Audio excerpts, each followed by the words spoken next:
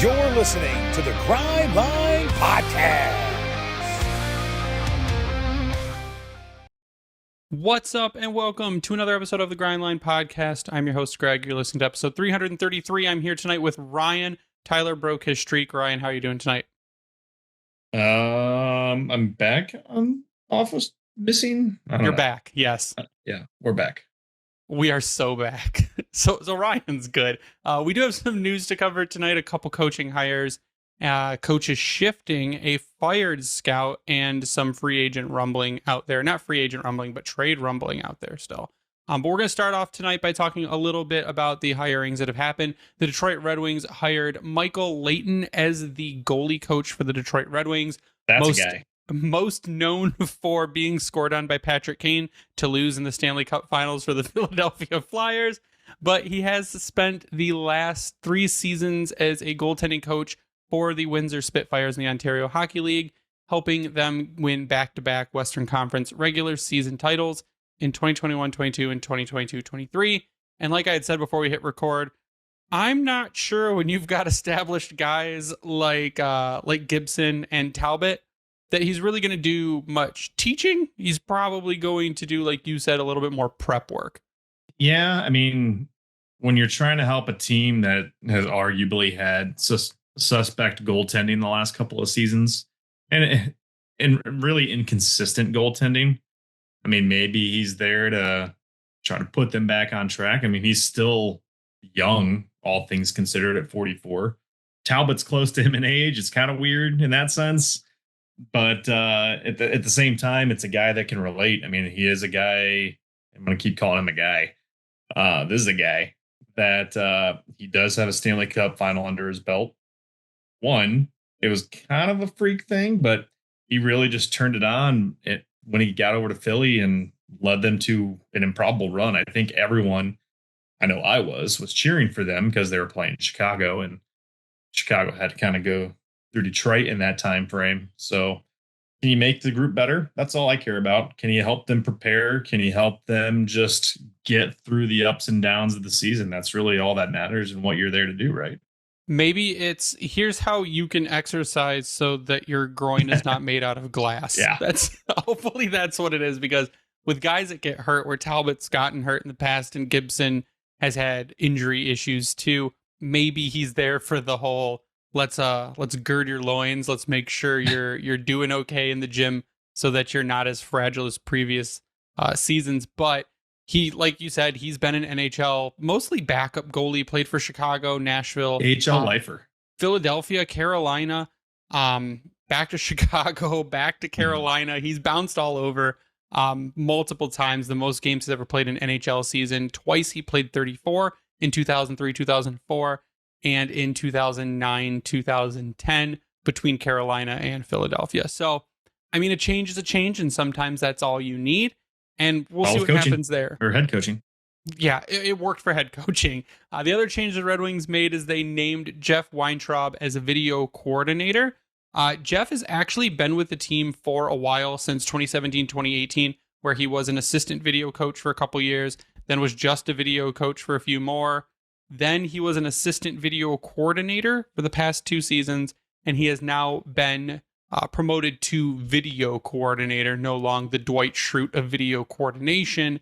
LJ Scarpace departs the organization, and European pro scout Tommy Baustedt has been relieved of duties. Jeff, the LJ one, that was mentioned a while ago, wasn't it? Yeah, they just included it in their update. Yeah. So like, are we going to get another person? They're like, we don't know if we're going to replace them. And then Yzerman did his press, and they're like, do you plan on hiring any other people? He's like, yeah, maybe one, but there's one that we're going to leave vacant. Jeff, and we had talked about too, like, what does a video coach do? And most people are like, it's the guy who sits behind the bench and says, we have to challenge that play. But they do a lot more. So they prep game tape. They cut specific pieces of film for review. They highlight areas where guys need to improve, where they could have made different plays. So they're literally, once the game is over, cutting tape, providing presentations to coaching, pulling video for coaching. They literally do anything with the game tape that you would need someone to do. So it's actually a pretty big job, and he's been doing it for quite a while in some capacity. It can be really rewarding and enjoyable, no? I mean, you think about when guys are cutting tape, like just what a broadcast goes through. Like that's similar in the sense of here's a big play that happened. Here's all the angles and how you can bring that together. Here's the guys that we can focus on. Like it's that on steroids, right? I mean, it's not, and it's the best. necessarily Sometimes in it's the the best moment. way to see the game too. Yeah. I mean, you think about the guys are always going back. I wonder what they truly get access to on the iPads or the in the screens right there. Is it more solo, or is it kind of like when you see NFL guys reviewing plays, it's like the whole field drop down where you can just see what's going on? Is like this true broadcast view, or are they doing the stuff in game? I mean, that'd be where I'd be intrigued by. But either way, pretty sweet gig. Good for him. Yeah, and then Tommy Boustedt, like I said, he's been with the Red Wings since 2021-22 as a European pro scout. Previous to that, from, oh God, it's been forever. He has been, like, in some capacity, a GM of either a World Junior or World Championship for Sweden since 2008. It looks like that's a sweet role. It's been a really long time. And then he joined the Red Wings in 2021-22 and has been relieved of his duties for this season. So either they'll get another European pro scout or they'll just double down on Haken and see what happens. So those are the two big if he got hired in 21, I wonder if he just says, excuse me, I wonder if his contract just ran out. That's possible. 3-4 year deal. Yeah, that would be a 4-year deal. Yeah. And he's still the past 2 seasons, so 2022-23 and 23-24, he was a senior advisor to Djurgården IF in the Hockey Allsvenskan. So he's still advising Swedish teams. Someone just go to their is it Joe Snively? Yes. Djurgården? Yeah, Joe Snively is going over to play for Djurgården, not in the Hockey Allsvenskan though, because the Allsvenskan is the junior league. He'll be in Djurgården in the SHL. The Allsvenskan is to the SHL what the AHL is to the NHL. Whatever. All right. Good luck, Joe. Way to go, Joe. You go do your Swedish thing. Hey, Enjoy the meatballs. He's still playing pro hockey. Good for him. So what we're going to do really quick, we actually have the next chunk is going to be going over trade targets at the Red Wings. Have either been linked to? Yeah. Before that, do we want to stick with some real stuff that took place? Dmitry Buchelnikov and his freaking dangle city that took place. So the KHL is playing threes right now, which is exciting. The NHL should play threes. Like they should have a summer threes for fun league where they don't fight each other and they just play 3-on-3 hockey. It'd be pretty cool. Booch is a monster. I think that's the biggest thing is like, I think he's going to be really good and people keep bringing up the whole, is he going to stay in the KHL and never come over to North America? And I think we need to stop that.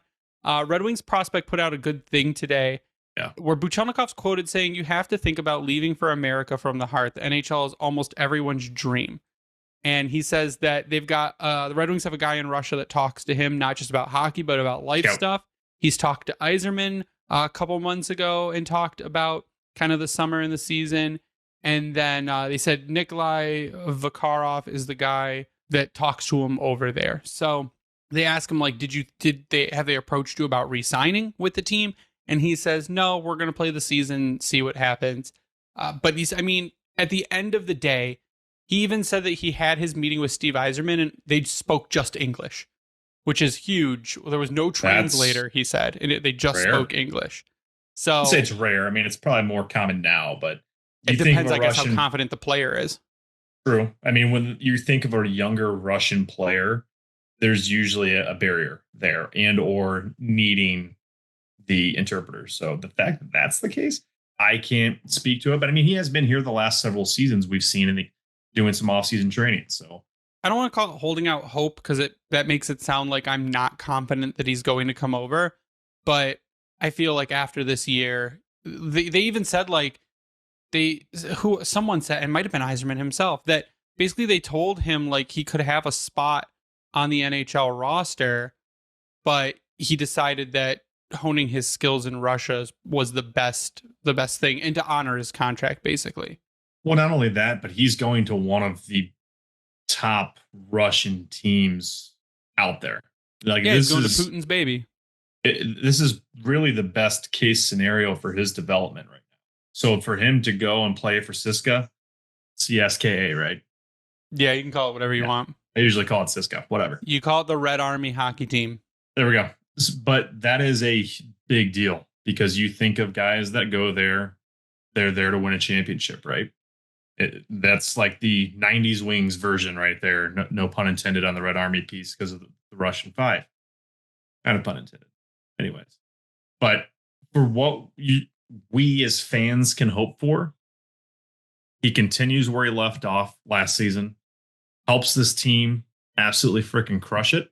And then maybe we luck out, they don't do well in the playoffs or something, and he comes over late in the season. And the Red Wings are in the playoffs, and he comes over and plays playoff hockey for the Red Wings. That the shot, the speed, the way that he has been playing, it gets you excited. I mean, really, for the lackluster free agency that took place, not just for the Wings, but league wide, that would have been an A+ signing if he would have made his way over. Yeah, that's the other thing. They still have to sign him. He does not have a contract currently. But that's okay.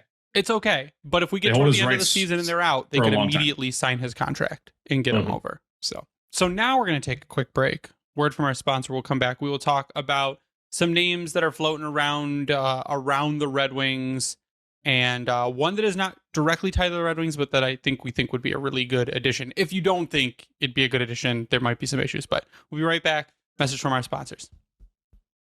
During our quick break, I just want to tell everyone about something that's totally changed my mornings, Strong Coffee Company. If you're like me, you love your coffee, but you also want it to actually do something for you. This is the upgrade you've been looking for. Strong Coffee isn't your average cup of joe. It's an all-in-one instant blend made for people who care about their health and performance. You're getting 15 grams of grass-fed protein, 5 grams of MCTs for long-lasting energy, and adaptogens like ashwagandha and L-theanine to help you stay calm, focused, and productive without the jitters or crash. The black blend is bold and smooth, made from organic fair trade Arabica beans, and their lattes, they've got collagen, hyaluronic acid, healthy fats, the works. It tastes amazing and helps you feel sharper, sleep better, and just show up as your best self every day. And on top of all that, they're eco-friendly too, so you can feel good about what you're putting in your body and how it's made. Check them out at strongcoffeecompany.com and use our code GRINDLINE, that's strongcoffeecompany.com, promo code GRINDLINE at checkout for 20% off. That's GRINDLINE for 20% off your order. Give it a shot. I think you're going to love it. And we are back, and we have some players to talk about that I think all of them in some sense would help the Red Wings in one way or another. One would kind of hurt them in one way, but help in another. And the Red Wings have been kind of talked about in the same sphere as these players recently. And we're going to start with the Pittsburgh Penguins and our good buddy Kyle Dubas over there, who just seems like he can't tell if he wants to rebuild or not. And he's been said recently to be shopping Erik Karlsson. Erik Karlsson was a couple seasons left at a $10 million contract right now. Already has it's 2. Has some retention from San Jose, where his contract right now is $10 million. Apparently his bonuses have been paid out. So the money is lower, but it's still a $10 million cap hit. And the other name from the Penguins that has been thrown out there is Rikard Rakell. So Erik Karlsson, if we look at Evolving Hockey's war chart, his EV offense, or the GAR chart, his EV offense is his offense total is at a 95th percentile ranking, that's the top 5% of players he ranks in offense. Compare that to JFresh, 99%. His defense is a 3. 0. And this is for just last season. So this is 1,905 minutes on ice. He is a 35-year-old right shot defenseman who we had joked a few years ago, because he did have that ankle surgery where they removed part of his ankle. We're like, great, he'll be done in 3 seasons or whatever. He's played 3 full seasons of hockey since then. So joke's on us, but he is in the bottom 3% of players in defense, which is not just good. That he's played 3 full seasons. It's that he's put up from age 32 to last year, 25, 24 plus, 23 plus minutes a night. It's gone down at each of the past couple of years. I mean, he also had 100 points with San Jose, then leaves, goes to Pittsburgh and 56 and 53 respectively. But that's still pretty damn serviceable, especially when you're on a team with Chris Letang. I know, that's pretty damn good. The only problem with Erik Karlsson is what we mentioned, is his extreme lack of defense. And you try and look at where you would put him in the lineup. And I think that a move for Erik Karlsson would force Ben Chiarot to stay in your top 4. I don't think you could slide up Edvinsson and move Johansson back to his regular left side and put Johansson with Karlsson, because I still think with Johansson being a younger player, that's a big hole defensively that you're going to have to cover. And I don't think Johansson is prepared to do something like that. And you can't put Ben Chiarot with Karlsson either, because that would be a bomb of a pair. It would just be not good. So I think at that point, your pairs would be, you'd still have Chiarot up top with Seider. You would have Edvinsson and Karlsson, and then just hope that Edvinsson's caught on enough to be able to make up for Karlsson's lack of defense. And then your bottom pair would be, I guess, Gustafsson and Johansson. At that bar, no, Jacob Nardocker and Johansson is who it would be in your bottom pair. I could see it. Would it help? Yes. Your 5v5 offense would be fantastic. It would all day. The problem there would be close to solved. I think you would still need probably to fill in that slot in the top 6. But when you're playing someone like Erik Karlsson, he's really only getting offensive zone deployment because his defense is so bad. So whoever you put on his pair, they are also mainly getting offensive zone deployments. So are you going to stunt someone and not give them defensive time because you have to shelter Erik Karlsson? I mean, that's a good and a bad thing to have, because you already had, I think, a bottom 5 team in terms of defensive scoring. So that part of it, yes, you absolutely want that help. But at the other end of it, I mean, if you're focusing him mostly in offensive zone ice time, you're interrupting stuff with Seider. But that's a good trade-off, is it not? I mean, if you've got danger, you've got great shot offensive mind with Karlsson and mobility still. You've got really the same exact thing with Seider, but EK really does bring it to a completely different level. Like I know we had Gostisbehere, can be a great offensive threat, but it still didn't touch what this guy does with the puck. And that's the trade-off. But defensively, I mean, who's his partner in that scenario? I think that's where it makes sense to have an Johansson, not necessarily Chiarot. You could go Ryan? Either. The more I think about it, if you're starting him mostly in the offensive zone, I'm not sure Ben Chiarot on his pair would be such a big deal. It might not be, but then they get pinned deep, and then you kind of start to pee down your leg a little bit. Yeah, I think that is at the point where you say you make Ben Chiarot stick to his side. Yeah, it would scare me more with Edvinsson, I think, because he has that offensive mindset. Pinches a lot. We saw them get into trouble several times over and struggle to recover to get back and make a play. Maybe they have a chemistry, not saying it's Swedish intuition, I don't know. But those two together, maybe if it's a late game, you're down 1, you need them both on the ice, it can make sense. I mean, right, it's likely going to be Seider with Karlsson if you're rolling with 2D. But I don't know. It can't be any worse than what we saw last season. And which is crazy, because as a whole, the team scoring and the team goals allowed went down, yet we didn't improve. What would be your number on Erik Karlsson? How much would the Pens have to retain for you to be comfortable with? Because I'm not taking Erik Karlsson at a full 10 million. You think 50? Full 50% retention. See, I was thinking like I'd be okay with Karlsson at no more than 6.5 million. Maybe, I mean, that likely means you're waiving Hall. So you're losing money there. I should say gaining money there.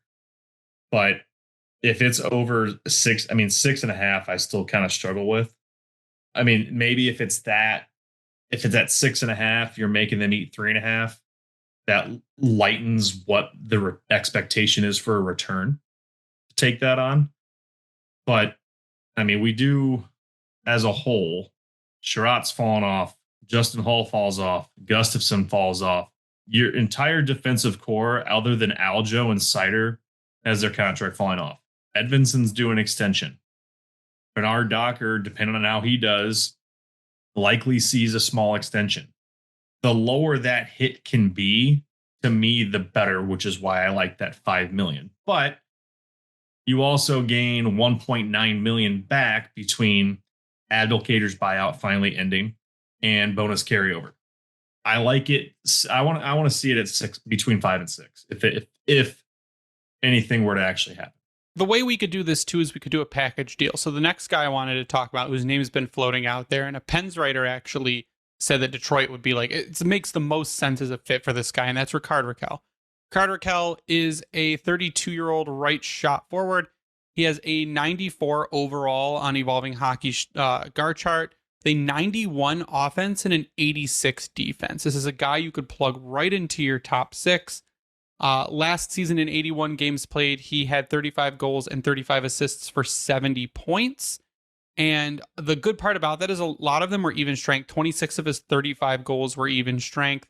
And he also had 25 assists at even strength of his 35. So if you're trying to improve 5v5 offense, that's a really good way to do that. But he's also really responsible at 5v5 on defense. So I think you could plug him on the top line with Larkin and Lucas Raymond. He is a right shot, so he normally plays the right side. Lucas Raymond showed that he can play the left. It's however they want to divide them. Or you could slot him down onto the second pair and move someone like Cat up, but I don't think they're going to split up Cat and Kane. So Rikard Rakell is a guy, he is, like I said, he is 32 years old. He's 6'1", 191. So he's not a small dude either. It adds some size to that top 6 that is lacking a little bit of size. Seen him play. He's an aggressive type player. Yeah, well. and I've stumped for him for probably the past 2 seasons where I'm like, this is a guy we should go get because he's proved since 2022-23, he had 60 points in 82 games. Last season fell down a little bit with 37 points in 70, brought it back up to 70 and 81 this season. So I think it's a guy that fits. Now, is he a long-term fit? No, he's 32. I think he's on a $5 million contract too, so he's extremely affordable. Doable. And you know why? Because you've got, again, more contracts falling off. I mean, he fits a need.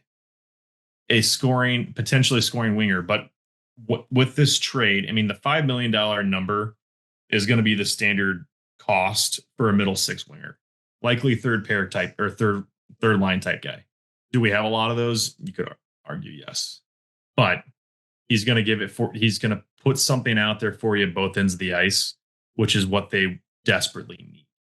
Yeah, he has 3 years left on his contract, too. He has a modified no-trade, 8-team no-trade list, but it takes him to age 35. And I think that is as good as a stopgap top 6 winger is going to get, I think. People also mentioned Brian Rust. Brian Rust is a year older, far worse defensively, and costs $125,000 more per season. I like Rakell's game. He is Swedish as well, so he would fit right in with the guys in the system. There's, like you said, the Swedish connection might be there, and it just gives another threat in that top 6 that you don't really get with someone like when they slot up right Michael Rasmussen. We've seen Elmer up there a little bit, but I don't think Elmer's pace carries the play on the top 6. Even though he's a good skater, I don't think his speed is up there. Could you use him in a pinch? Sure, but I think Rakell is a great option, and I think if you tried saying, hey, we'll take Rikard Rakell and Erik Karlsson, we'll give you a pick, we'll give you a prospect or a player, as long as you eat some of Karlsson's salary, and then basically Pittsburgh gets relieved of a bunch of cap space, and then they can put in prospects or whatever they want to do to try and start their rebuild. I think it is a good situation. It seems like the most likely move now that the free agent market is dried up. Yeah, my main worry with Rakell is what year are you going to get with his shooting percentage? Because when he starts struggling, it's struggle city. So I think last year he was at a 17%. 2 years ago at 11.5 when he put up 60. His struggle season with 37 points in 70 games, 9.1. Was he hurt? I don't really know. 21-22 won't count. He was injured. Partial COVID season. Go back to 21-22. He shot at 10.9, had 41 and 70. I mean, if he's over 10%, I think you're in a pretty good spot with what he can provide for your team. Not necessarily the case all the time, but for a guy that's he's 32 years old, he'll be 33 at the end of this season. You want that consistency factor, and that's what you see from those top tier scorers or offensive threats is a decent shooting percentage. Am I kind of sniping things right now? Sure, because he's not here, and you want to know how he's going to impact your team going forward. I think he would be an awesome addition.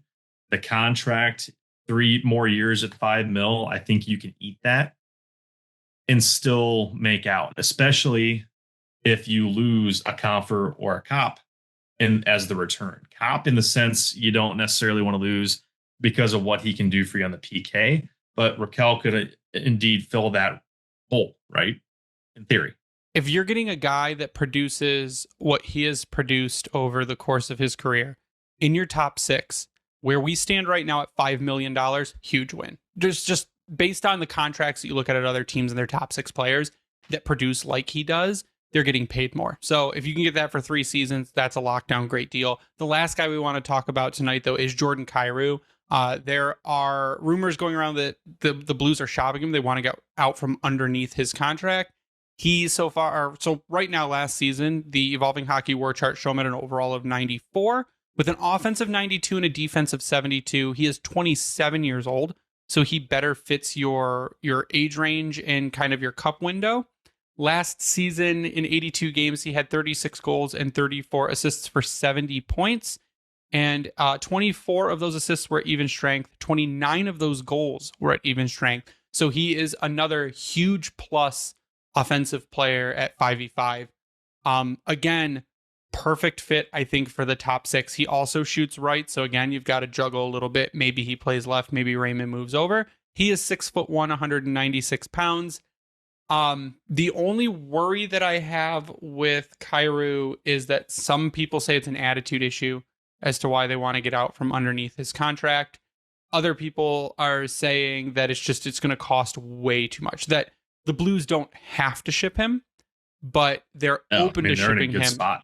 And he's going to cost you a lot more. I mean, I'm looking at their roster. They got 14 guys under contract right now. It's a decent group. But what's interesting is that you're talking about sending out a guy like Kyrou, a legit threat on the ice, has a better 82 game average than what you're seeing with Rakell, and yet you're going to keep Braden Shen. I get it. You're captain. You're paying him $6.5 million to just, I don't know. I exist. Is that what you're saying? You're paying him $6.5 I guess so. It's exist. not to say that he's been awful. I mean, he's kind of like an Andrew Kopp. If you look at his stat line just straight up. But with what St. Louis has under contract, I mean, you have Torrey Krug, whose career is likely over. That's $6.5 million that you can just stash away because they're almost capped out. They're under by 625, but they have that extra $6.5 million to do what they got to do if they were to try to move this contract out. Is it maybe because of how long he signed out to in 2031? I don't really know, but the fact that he's even being considered for a trade, to me, that would be the easiest win if you're Steve Yzerman. Like, that's the DeBrincat trade on steroids. Yeah, the big thing is that his contract just costs more. It's $8.125 million, like you said, until 2031. Watch that cap going up, and it's going to be nothing. Exactly. And I don't know if they say maybe we move Jordan Kyrou out because we're planning on making a big splash next season in the market, because she'll try to move out as much money as we can to try to sign a bunch of big name players and turn this thing back around. They did just sign Pia Suter. They signed Pia Suter to a 2-year, $4.125 million deal. So maybe do they think they'll get the same kind of production out of Suter that they do out of Kyrou? I think that would be a mistake. But like I said, Kyrou would be another guy who, if his name is out there, that's someone Yzerman should be calling on. But again, that's going to cost you a first-round draft pick, a roster player, and probably a really good prospect. That's going to be a big trade because they don't have to trade him. When you look at a trade for someone like Rakell and Karlsson, if Pitt really wants to just start rebuilding and they just want to offload assets and tank for a better draft pick, they're going to be a little bit more motivated to lower their price, as to where St. Louis is trying to get into the playoffs and win. Yeah. I mean, if you're looking at strictly the age piece, which majority of us will, you take the guy that's 27 who has a almost similar birth date as Rakell, who will be 28 in May. That fits the quote-unquote window that Detroit is playing toward. This moves the needle, I think, for not only the fan base, but the team. Because arguably it was, the Gibson trade, huge, in my opinion. Great move to get a well-known high-end goaltender. Kyrou, he immediately makes your team better. So would Rakell, and so would Erik Karlsson. But that offensive threat is huge. There's help coming from Grand Rapids, hopefully sooner than later. But this is a guy that can play with your team for the next 10 seasons, barring anything crazy going on, and make you better. And that's the thing. It's the longevity piece. If you think your window is going to start opening and you've got 7 years or whatever, Kyrou in 7 years is going to be 34. You don't have that span on Rakell, which is why Rakell would be cheaper and why you would be able to do a package deal with Karlsson. But Kyrou would be the one where if you say, where do we want to expend those high level assets? You want to expend them on someone who is younger than Dylan Larkin, fits your cup window, and your contention window, however long you think that's going to be. And Kyrou is the guy that would do that. It's just a no-brainer. Yep. Because you got him falling, his contract falls between Larkin, Raymond, Seider. He's just south of all those. That's the other part. It gives you cap stability. You don't have to try to sign someone else in the middle of trying to sign some of your bigger name players because you've got them locked up for the long term. You've got a young player going into his best years with your other top young players, because Larkin's 28, Cat's 27, Ray's 23. Going down the list, Berger's 24, Soderblom 24, Carter Mazer, get healthy, 23, Marco Kasper's only 21. We're not even touching the defensive side. You got Seider 24, Ed 22, Aljo 24. You just signed Bernard Docker 25, and that's not even including Carter Bear. But you're not even touching the guys in Grand Rapids who are knocking on the door. This player in Jordan Kyrou, it's a new cat move, and that's I think what Detroit has to go for. Yzerman has to go for. Is it going to happen? I don't know. They've had a lot of trades with St. Louis where it makes it possible. So Army is real good friends with Steve. That's what we'll say. You bank on it. I like that one more than the Pittsburgh move. But that's where we're going to end the show tonight. We've got some options. There are options still out there. Steve said we're looking at the trade market. We're going to circle back this week, which is now, and we're going to let some teams settle out, figure out what they're doing, and then we're going to go forward and try and make some trades happen. So Ryan, we'll get your final thoughts before we sign off tonight. Final thoughts. There will be no lockout. So very excited. Oh yeah, the CBA got ratified. Was it 4 more years? Yeah, you're welcome. 4-year ratification through. They've got the next 2 Olympics covered, so I freaking love it. Very excited. I'm kind of torn on an 84-game season. It's great for the owners because they get an extra couple games at home. It does shorten up preseason. I think it was 4 games. Yeah, Yzerman was a little concerned about that. He said that it's hard to evaluate the young guys in 4 games and also get your guys warmed up in 4 games at the same time. So he said they'll work through it. But the 84-game season he likes because it's more balanced, he said. True. I have to agree with this point because you go back to a couple of years ago when we were talking to McCarty. The preseason, that's where their guys are getting their legs. They're getting back up to game speed. You can only do so much at camp and at a certain intensity level. And that's where it really steps it up. So it'll be interesting because that's why you saw Lucas Raymond make his way into the lineup. Larkin, where you could maybe see an ASP sneak his way into a lineup. Danielson had a great preseason. Maybe Danielson makes it. MBN. It's big for those guys. And that's where it can be like, that sucks. I'm glad that there's not going to be a lockout. Goes on for several more years. We've got the next 2 Olympics that are going to be covered for these guys, which is even better because it's best on best for all the gold, literally. And I can't wait. Already Ryan 33. Yeah, you can follow me online at Bring the Wing, Grindline Podcast online at Grindline Pod. Thank the Hockey Podcast Network for hosting us and spreading us around. Vintage Detroit Collection, which is the only place you should get your Detroit jerseys from and worked on, and where we have an exclusive t-shirt deal. So if you go to their website, click the Keep It Local tab, click the Grindline Podcast, you'll find all of our designs over on there. And you can sub to us on YouTube if you just search the Grindline Podcast. You can sub, you can turn on the notifications, you'll be notified whenever an episode goes live. And if you're watching this on YouTube, please click the like button. It helps our views and it helps get our count up and it helps get the podcast all over the place. But that is going to do it for us tonight. So for Ryan, I am Greg. You stay classy, Hockey Town.